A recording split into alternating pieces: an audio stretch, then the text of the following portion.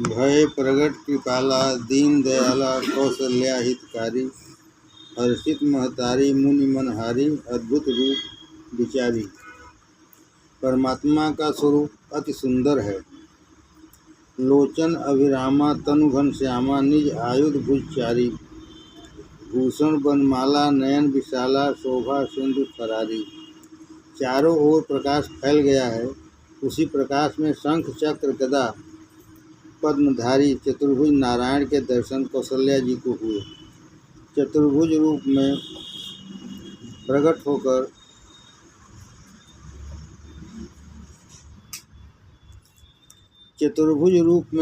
होकर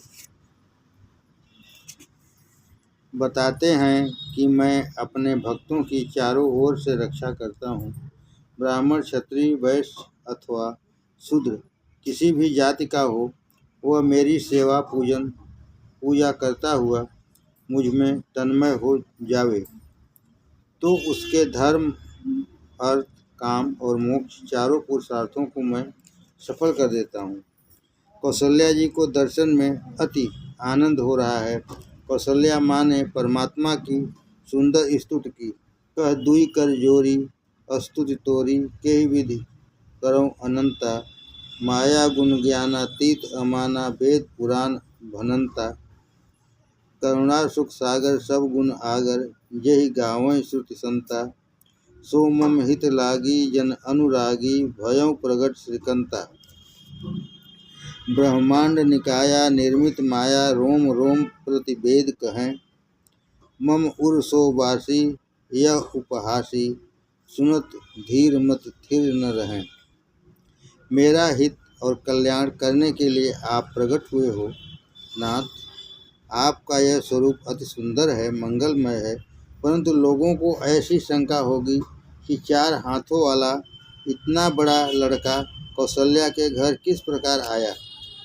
मेरी बहुत इच्छा है कि मैं आपको गोद में खिलाऊं, आपको मलराऊं, आप माँ माँ कहकर मुझे बुलाओ, मेरे पीछे फिरो, इसलिए आप यह स्वरूप छोड़कर बाल स्वरूप धारण करो। बाल लीला का आनंद दो। तजहु तात यह रूपा कीजय शिशुलीला अति प्रियशीला। यह सुख परम अनूपा।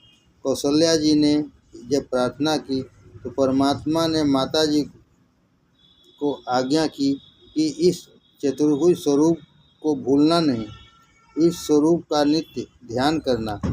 माता जी को स्वरूप का ज्ञान कराकर चतुर्भुज स्वरूप अंतर ध्यान हो गया। दो भुजा वाले बालक श्री राम प्रकट हो गए। विप्रधेनु सुर संत हित लीन मनुज अवतार। निज इच्छा निर्मित तनु माया गुण गोपार। व्यापक ब्रह्म निरंजन निर्गुण विगत विनोद। सो अज प्रेम भगति बस कौशल्या के गोद। काम कोटि छवि श्याम शरीरा नील कंज बारिद गंभीरा। अरुण चरण पंकज नख ज्योति कमल दलह बैठे जन मोती। श्रीअंग मेघ के जैसे श्याम है। रामलला के नेत्र बहुत ही सुंदर हैं। रघुनाथ जी के रेशम जैसे केश, घुघराली अलकें अति मनोहर लगती हैं। श्रीअंग बहुत ही कोमल है। देह दीप्यमान है।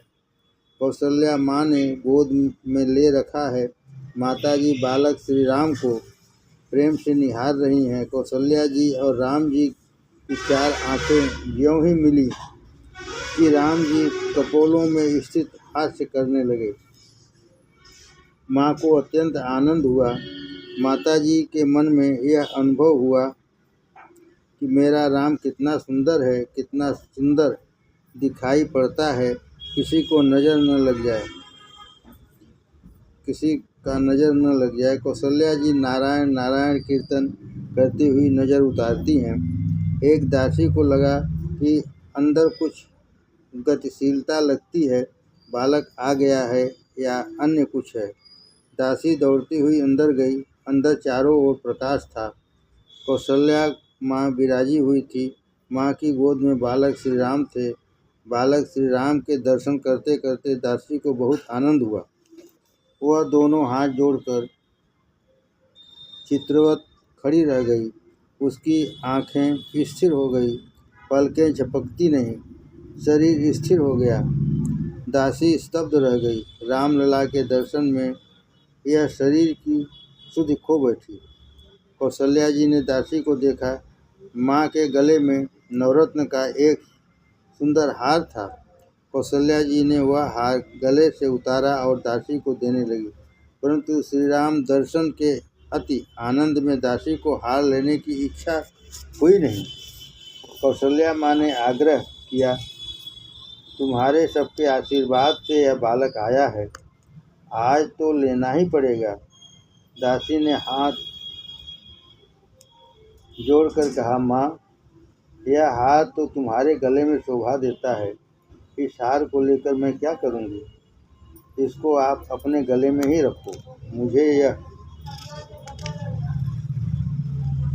शोभा नहीं देता, परंतु माँ, आज तो मेरे मांगने का अवसर है। आज जो मैं मांगूं वह मुझे दो। कौशल्या माँ ने कहा, तू मांग, तू जो मांगेगी वही तुझे दूंगी। दासी ने कहा, माँ, राम जी का दर्शन होने के पश्चात मुझे ऐसी इच्छा होती है कि मैं राम जी को गोद में ले लूं। मुझे ऐसी भावना होती है कि मैं राम जी को खिलाऊं, राम जी के साथ खेलूं, राम जी के साथ एकाकार हूँ। माँ, मैं हार लेने नहीं आई, मैं तो राम जी को लेने आई हूँ। राम जी को मुझे 2-5 क्षण के लिए गोद में दो। मुझे अन्य कुछ दिखाई नहीं देता, मैं राम जी से मिलने आई हूँ। कौशल्या जी ने दासी को पास बैठाकर उसकी गोद में बालक श्री राम को, सिया राम, रामचंद्र की जय। हजारों जन्म से यह जीव ईश्वर से बिछड़ा पड़ा है। परमात्मा से बिछड़ा पड़ा जीव आज परमात्मा से मिलता है। आज दासी का ब्रह्म संबंध हुआ है। दासी रामलला को छाती से लगाती है, प्यार करती है, जीव ईश्वर का मिलन हुआ। अति आनंद में दासी को देह की सुध बुध न रही। एक दासी दौड़ती दौड़ती महाराज दशरथ के पास गई। दशरथ महाराज प्रभु का स्मरण कर रहे थे। दासी ने महाराज से कहा, महाराज, महाराज, बधाई है, पुत्र का जन्म हुआ है। दशरथ महाराज को अति आनंद हुआ। गुरु जी ने कहा था कि 24 घंटे के अंदर आनंद का समाचार सुनने को मिलेगा। राजा का आनंद हृदय में समाता नहीं था, वह आंखों के रास्ते बाहर निकलने लगा। दशरथ राजा विचार करने लगे कि स्वप्न मैंने देखा था, परमात्मा ने कौशल्या के उदर में प्रवेश किया है। गुरुदेव भी कहते थे कि परमात्मा पुत्र रूप में पधारेंगे। इसलिए दशरथ महाराज ने दासी से पूछा, बालक कैसा है? दासी ने कहा, महाराज, बालक कैसा है यह कोई भी कह नहीं सकता। देवता श्री राम का वर्णन कर सकते नहीं। जो मन वाणी से परे है उसका वर्णन कौन कर सकता है? यतो वाचो निवर्तन्ते। महापुरुष बुद्धि से उनका अनुभव करते हैं, उनका वर्णन कोई कर सकता नहीं। आँख को दिखाई देता नहीं, परंतु उसको बोलना आता नहीं। जीभ को बोलना आता है, परंतु वह देख सकती नहीं। गिरा अनयन नयन बिनु बानी। बड़े बड़े ऋषि भी राम जी का वर्णन ठीक ठीक कर सकते नहीं, तो मुझ दासी की क्या विशाल श्री राम कैसे हैं उनका वर्णन मैं नहीं कर सकती। आप अब शीघ्र पधारो और प्रत्येक दर्शन करो। आप स्नान करके आओ, आपकी गोद में मैं बालक राम को पधराऊंगी। दशरथ महाराज को आनंद हुआ। उनको विश्वास हुआ कि परमात्मा ही पधारे हैं। गुरुदेव ने मुझसे कहा ही था, सेवक गण दशरथ महाराज को सरजू के किनारे ले गए। सरजू गंगा को साष्टांग बंदन करके दशरथ महाराज ने स्नान किया। वृद्धावस्था में पुत्र जन्म निमित्त श्री सरजू जी में स्नान करने का आज सुंदर सुयोग मिला। आज तक दशरथ महाराज श्रृंगार नहीं करते थे। घर में पुत्र नहीं होने से महाराज दुखी रहते थे। उनका नियम था, द्वार पर कोई साधु आवे, ब्राह्मण आवे, गरीब आवे, उसको परमात्मा का स्वरूप समझ उसे सुंदर वस्त्राभूषणों का दान करते और इस प्रकार दूसरों को श्रृंगार तो कराते थे, परंतु स्वयं के शरीर को श्रृंगार धारण नहीं कराते थे। आज सेवकों ने कहा, महाराज आज तो विशाल उत्सव करना है। दशरथ महाराज भी घर के सेवकों का बहुत सम्मान करते थे। सेवकों को पट्टे पर बैठाकर वस्त्राभूषण देते थे। उन्हें सभी का आशीर्वाद मिला हुआ था।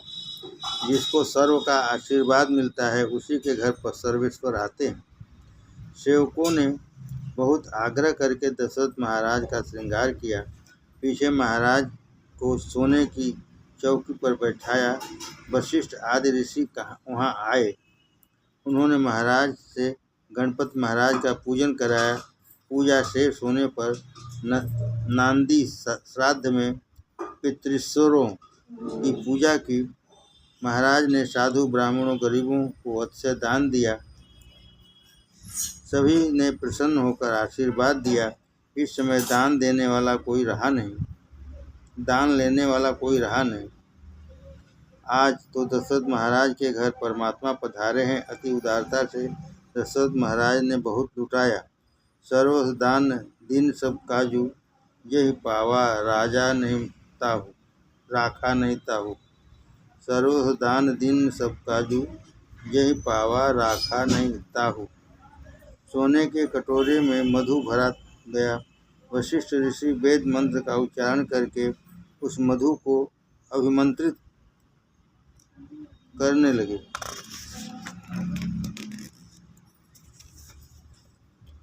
अग्निरायुष्मान वनस्पतय आयुष्मान तेजस्वायु आयुष्मन्तम करोमि।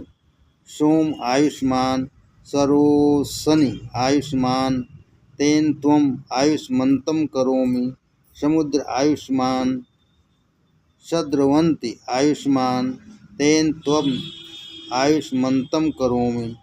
बालक की आयु बढ़े, उसका बल बढ़े, उसका तेज बढ़े। उस बालक का जन्म होता है।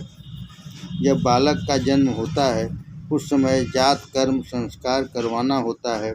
जन्म होने के पश्चात मधु चटाना होता है। शास्त्र में अन्नप्राशन, नामकरण, यज्ञोपवीत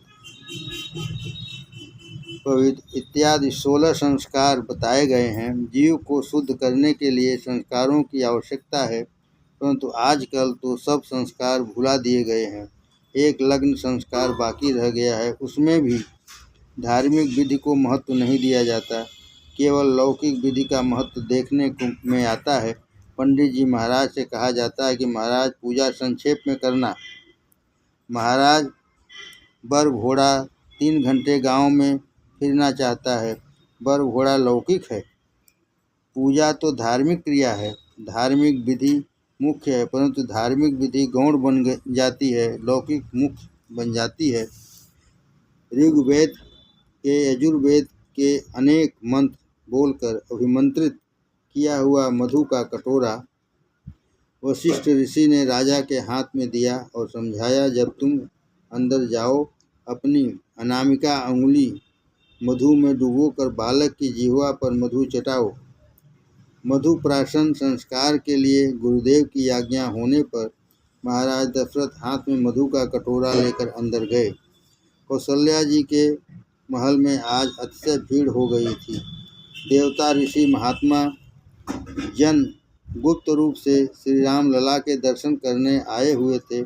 जो अंदर प्रवेश पाता था उसको राम जी के दर्शन में इतना आनंद मिलता था कि अति आनंद में बाहर जगत को भूल जाता था। अति आनंद में किसी की भी बाहर निकलने की इच्छा ही नहीं होती थी।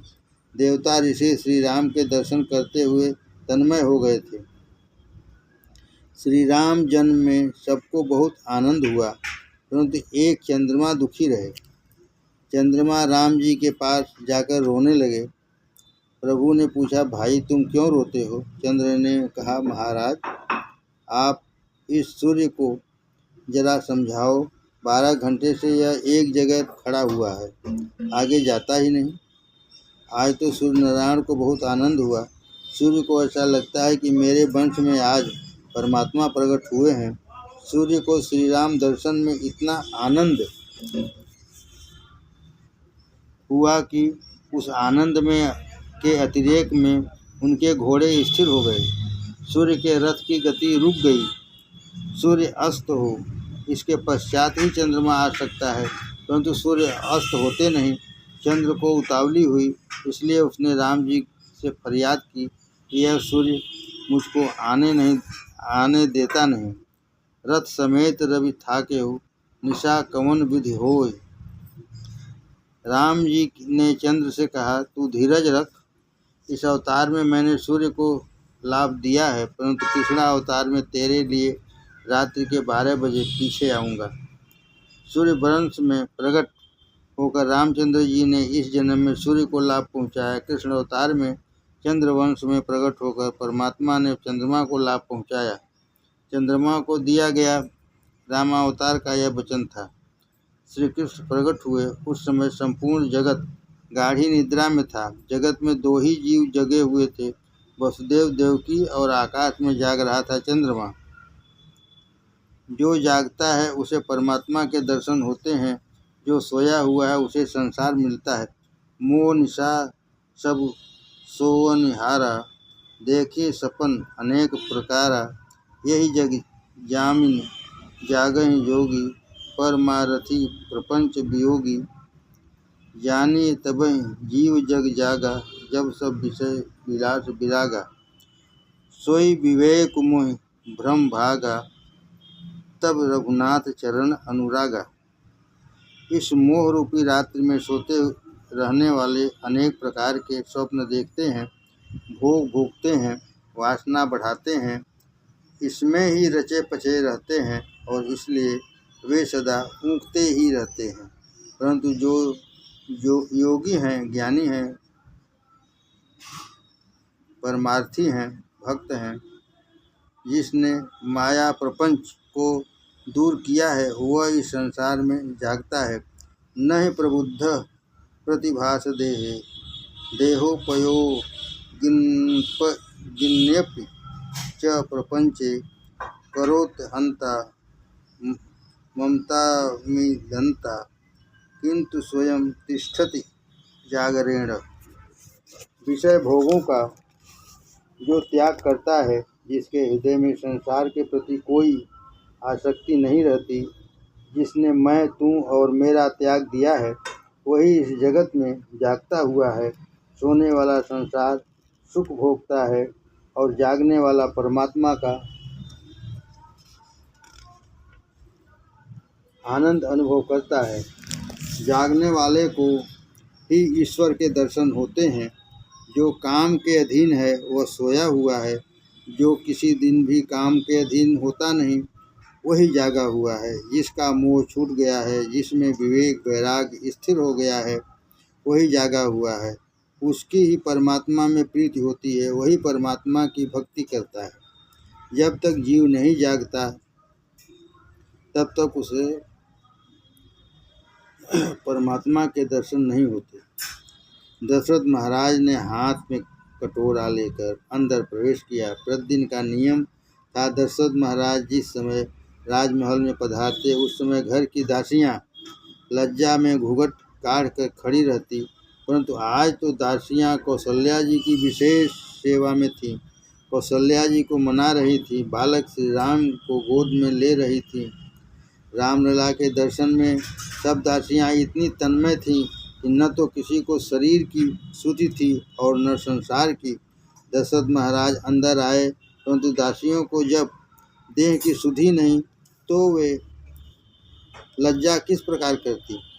सेवक छड़ीदार पुकारते थे, हटो हटो, महाराज पधार रहे हैं, महाराज पधार रहे हैं, रास्ता दो, परंतु कौन सुने। कौन रास्ता दे। अंदर अत्यधिक भीड़ थी। महाराज दशरथ बहुत भोले थे। वे विचार करने लगे, इन सब के आशीर्वाद से तो पुत्र आया है। उन्होंने सेवकों से कहा, तुम हटो हटो बोलते हो तो कदाचित किसी को बुरा लगेगा। तुम किसी को तनिक भी नाराज न करो। इन सभी के आशीर्वाद से पुत्र आया है। तुम अब हटो हटो ऐसा मत कहो। ये लोग आनंद में तन्मय हो रहे हैं, इनको आनंद लेने दो, मैं बाहर खड़ा हूँ। दशरथ महाराज बाहर खड़े रहे, हाथ में कटोरा लिए हुए प्रतीक्षा करते रहे। आज तो ऐसा हुआ कि घर के स्वामी को भी कोई घर में जाने नहीं देता। जो अंदर गया सो वहीं रह गया। राम दर्शन के आनंद में कोई बाहर निकलने का नाम ही नहीं लेता है। लोग जो बातें करते थे उन्हें दशरथ महाराज सुनते जाते थे।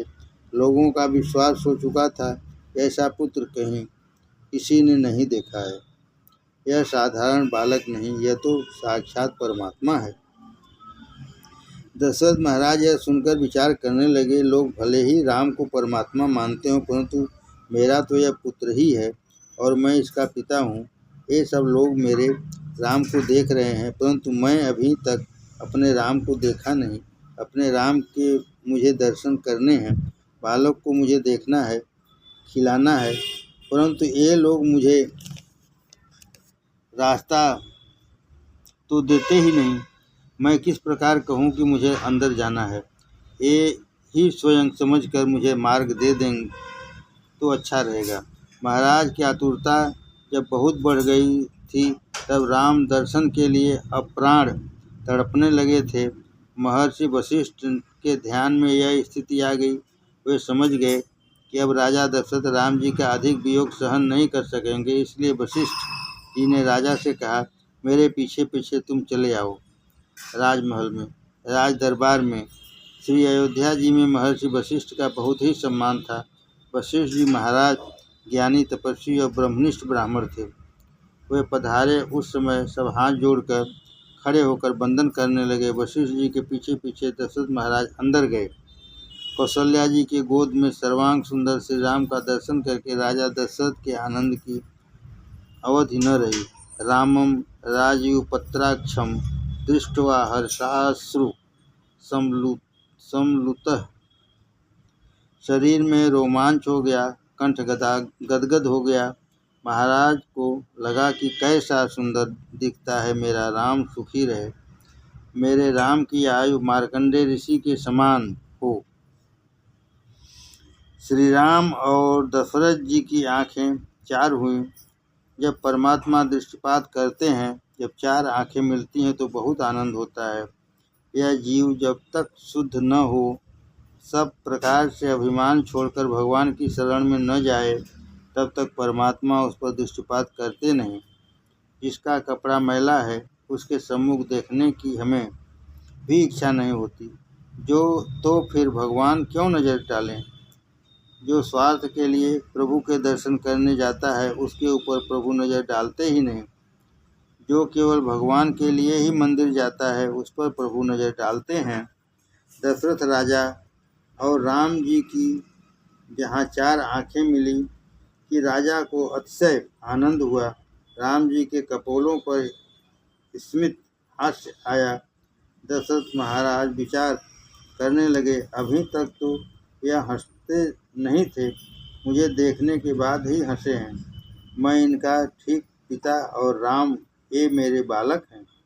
ये मुझे पहचानते हैं, इसलिए हंसते हैं। बड़े आनंद से दशरथ महाराज राम जी को मधु चटाने लगे।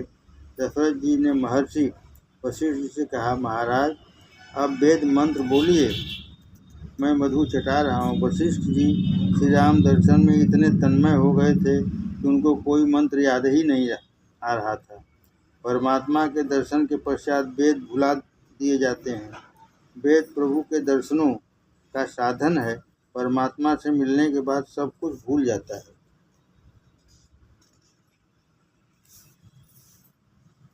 अब अत्र वेदा अवेदा भवन्ति, अत्र मर्त्यो अमर्त्यो भवति, अत्र ब्रह्म समुस्नुते। ब्रह्म साक्षात्कार होता है तब तक सब भूल जाया जाता है। दशरथ महाराज ने पुनः वशिष्ठ जी से कहा, गुरुदेव कोई मंत्र तो बोलो। वशिष्ठ जी ने कहा, मंत्र क्या बोलूं? तुम्हारे राम को देखने के पश्चात तो मुझे अपना नाम भी याद रहा नहीं। मैं कौन हूँ और क्या हूँ, कुछ ध्यान नहीं। वशिष्ठ जी ब्रह्मनिष्ठ थे। ब्रह्म साक्षात्कार होने के बाद तो सबकी विस्मृति हो गई थी, समाधि लग गई थी। श्री राम दर्शन में शरीर की विस्मृति हो तभी ब्रह्म के दर्शन होते हैं। अन्यान्य ब्राह्मण मंत्र बोलने लगे और दशरथ महाराज मधु चटाने लगे। अयोध्या जी की नारियां बहुत ही भाग्यशालिनी थी। वे अंदर जाती थी, कौशल्या जी के पास बातें करती थी। कौशल्या माँ को मनाती थी, माँ लल्ला को मेरी गोद में दो। माँ मेरी बहुत भावना है कि मैं लाला को गोद में लूं। कौशल्या बहुत उदार थी, सो एक एक गोद में श्री राम को पधरा देती थी।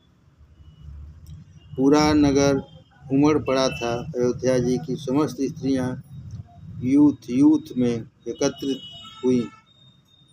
पुरुष भी दर्शनों के लिए आए थे, परंतु राजमहल में सिपाहियों का पहरा था। स्त्रियों को अंदर प्रवेश मिलता था, पुरुषों को कोई अंदर जाने नहीं देता था। स्त्रियां नम्रता की दीनता की प्रतीक हैं और पुरुष अहंकार अभिमान के प्रतीक हैं। अहंकारी को ईश्वर के दरबार में प्रवेश मिलता नहीं। यहाँ मैं वहाँ परमात्मा आते नहीं। आज पुरुषों को बहुत दुख हुआ कि हम पुरुष हुए, इसलिए हमको कोई अंदर जाने देता नहीं। यदि स्त्री हुए होते तो हमको अंदर प्रवेश मिल जाता। यह बात महाराज दशरथ के कानों में गई। पुरुषों ने कहा, महाराज हमको भी अंदर जाना है, परंतु ये सिपाही जाने देते नहीं। आज तो हम लोगों को भी अंदर प्रवेश मिलना चाहिए। अपने मालिक के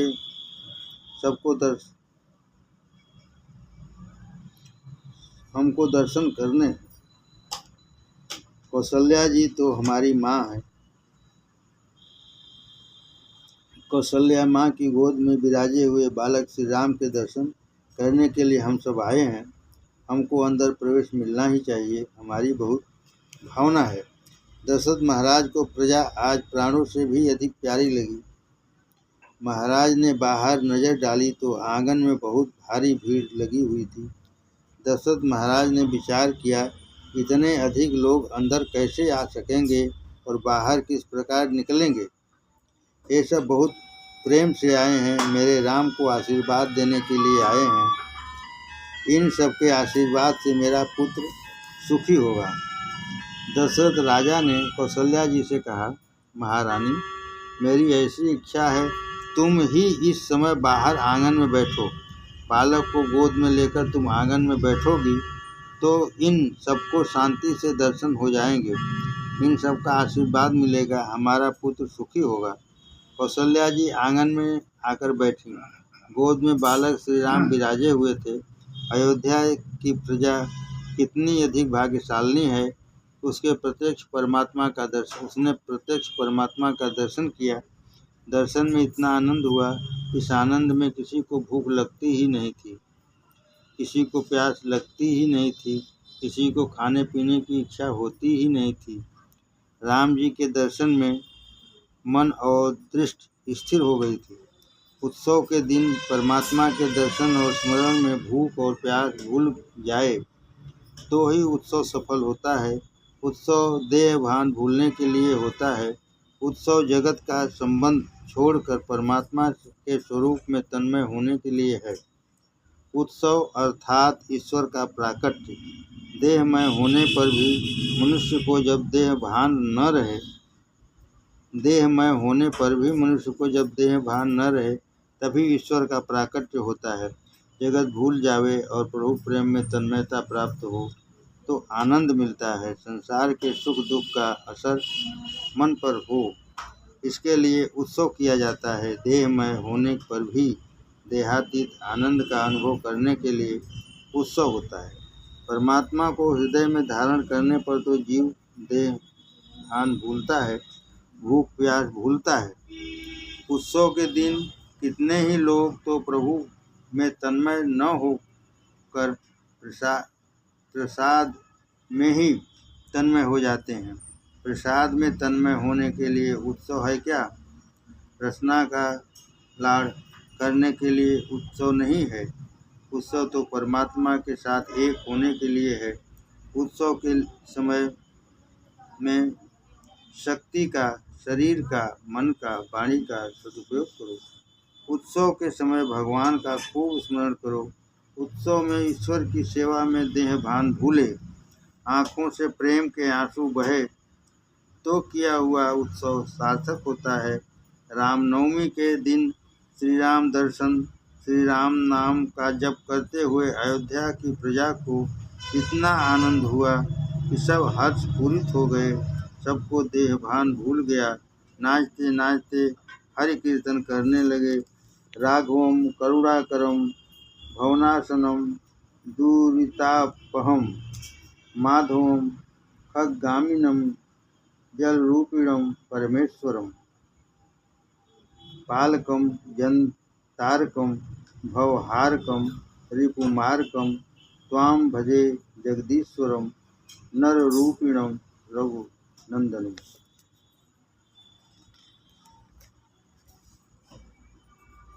चिद घन धनम धन रूपिणम सर धारिणम धरणीधरम श्रीहरिम सुर पूजितम चित्रागुणात् कंकर करुणा भुक्तिदम जन्मुक्तिदम पुरुषोत्तमम परमेष्ठिदम त्वां भजे जगदीश्वरम नररूप रघुनंदनम।